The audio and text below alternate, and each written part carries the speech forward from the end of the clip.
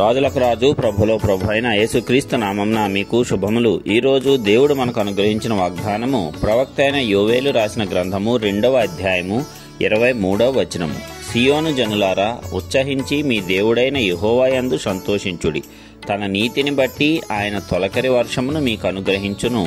వాన కురిపించి పూర్వమందు వలె తొలకరి వర్షమును కడవరి వర్షమును మీకు అనుగ్రహించును. ప్రియులారా, ఈ వాగ్దానాన్ని మనం గమనించినట్లయితే సియోను జనులతో దేవుడు చెప్తున్నటువంటి వాగ్దానము.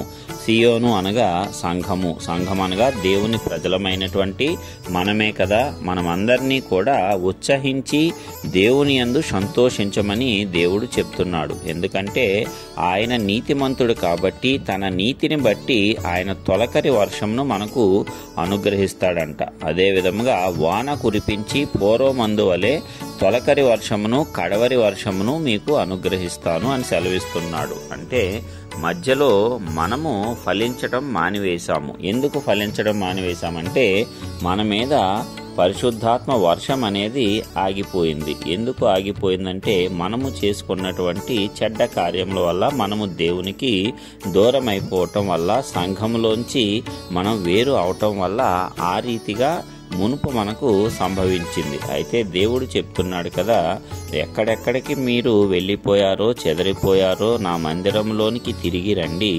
నా మందిరంలో నేను మీకు సంతోషము కలుగజేస్తాను, ఆనందంను కలుగజేస్తాను.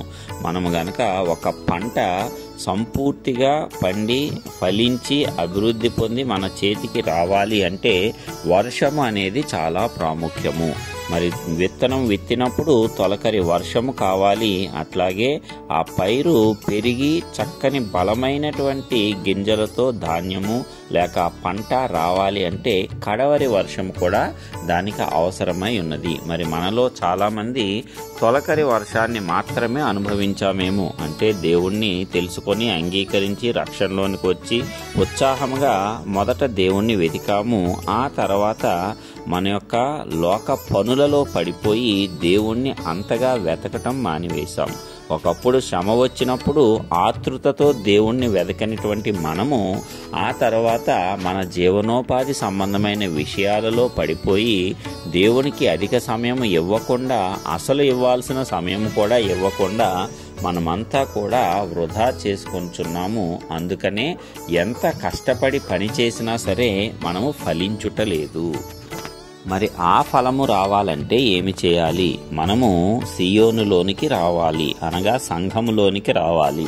సంఘముతో కలిసి దేవుణ్ణి ఆరాధించాలి. ఎప్పుడైతే మనము సంఘముతో కలిసి దేవుణ్ణి ఆరాధించి స్తుతించి దేవుని యొక్క వాక్యమును ధ్యానించుచు ఆయన చేసిన అద్భుత కార్యాలను బట్టి బలము నొంది సంతోషిస్తామో అప్పుడు తప్పనిసరిగా దేవుడు మనలను తిరిగి ఆశీర్వదిస్తాడు. మన మీద ఆ కడవరి వర్షాన్ని కురిపిస్తాడు. ఎప్పుడైతే కడవరి వర్షము కురుస్తుందో పంట పరిపూర్ణమవుతుంది. పరిపూర్ణంగా మనం ఫలిస్తాము. అంటే సగం అభివృద్ధి చెంది అటు ఇటు కాని స్థితిలో ఉన్న మనమందరము కూడా సంపూర్ణంగా ఈ భూమి మీద ఫలించి అభివృద్ధి పొంది విస్తరించి అనేకులకు ఆశీర్వాదకరంగా కావాలి అంటే మన పైన కడవరి వర్షం అనేది కురవాల్సిందే. కాబట్టి ప్రియులారా, ఈ కడవరి వర్షాన్ని కురిపించటానికి దేవుడు సిద్ధముగా ఉన్నాడు. అయితే మనము సిద్ధముగా ఉన్నామా?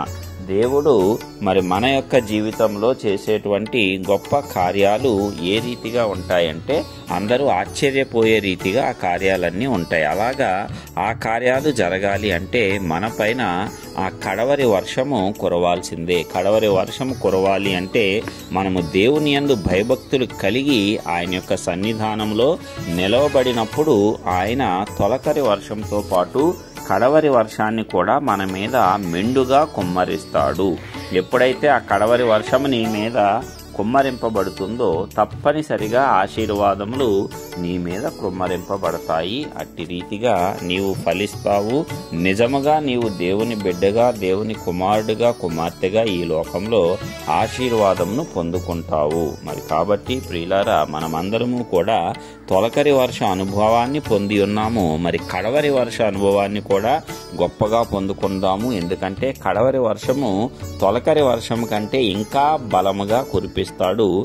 అప్పుడు మనం ఇంకా చక్కగా అభివృద్ధి చెందుతాము. మరి ఇలాంటి గొప్ప ఆశీర్వాదం మనం అందరము పొందుకొని జనులందరికీ ఆశీర్వాదకరంగా ఈ లోకంలో జీవించటానికి పరిశుద్ధాత్మ దేవుడు మనందరికీ కృపనివ్వాలని యేసు పరిశుద్ధ నామమున ప్రార్థించుచున్నాను. ఆమేన్.